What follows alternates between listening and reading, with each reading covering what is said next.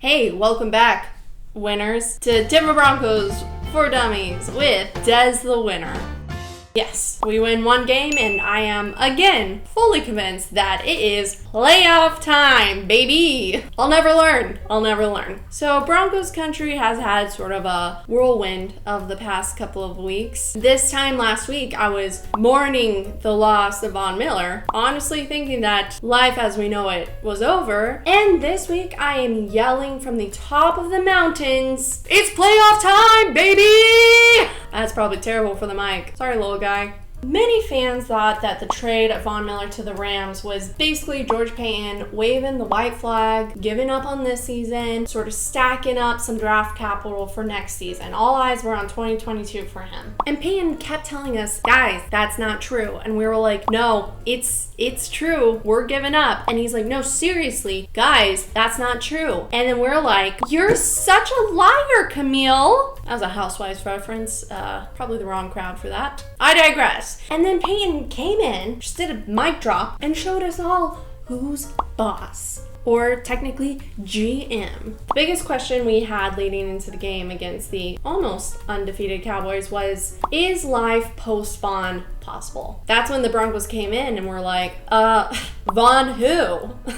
So sorry, Von, I'll miss you forever. I don't mean that, and I know the Broncos don't mean that either. Please come back to us. But honestly, who was that team on Sunday? We weren't against the Giants or Jacksonville or the Jets. I mean, this was Dallas with Prescott just returning from injury, playing at home, and riding a 6-game winning streak. Can't believe we had the nerve to come in and whoop them. So my theory is that George Peyton gathered his little 2021 draft class, gave them all a pump-up speech and a Snickers, and let them loose. First round pick Pat Surtain came in, played exceptionally well, until unfortunately he had to leave the game due to a knee injury. Second round pick Javonte Williams rushed for 100 yards for the first time in his career, outrushed Ezekiel Elliott by far, and had an average of 6.5 yards per carry, which by the way is like, it's good. Third round pick, Quinn the Gut Miners, stepped in for Graham Glasgow and just basically plowed it over everyone in sight. Our other third round pick, Baron Browning, started in the place of Josie Jewell and totaled 6 tackles and a quarterback hit. Fifth round pick, Caden Stearns, got an interception. And ninth round pick, Jonathan Cooper, who started in the place of Von Miller, recorded the first 2 sacks of his NFL career. After the game, Cooper was asked how he felt for taking Von's place, and he said, I just wanted to go out there and make Miller and Chubb proud. I might be crying right now. You made him proud, bud. You made him proud. It wasn't just the rookies who showed up. Everyone came to prove something. At the second quarter, we had the largest lead since week 3, and it was also the Cowboys' biggest deficit this season, which, I mean, only got worse. The only people who have beaten the Cowboys this season are us and the Super Bowl champions. In fact, the Cowboys haven't beaten us in 26 years. I mean, watching the Broncos was actually so fun this week. Yes, we were winning and that is fun, but they just looked like a bunch of guys that were legitimately enjoying themselves. And that, my friends, is fun to watch, as well as winning.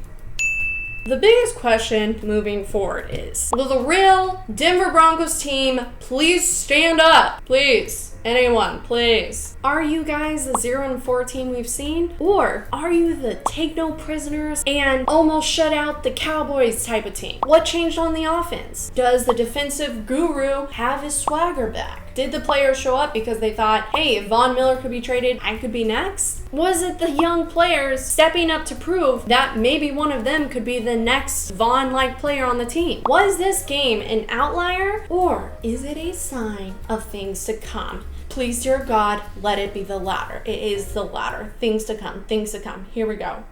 A lot will be answered on Sunday with our game against the Eagles. If we win, which we will, we go into a bye week preparing, healing, and getting ready to face some of the hardest teams yet. Currently, all the teams in the AFC West have 5 wins, and 5 out of our 8 remaining games are against AFC West teams.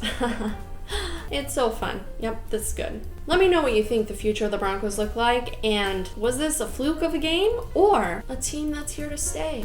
You tell me. And I probably won't listen to you if you don't choose the right answer. Because I am stubborn. Well, that's all I have for you today. You know the drill. Go Broncos.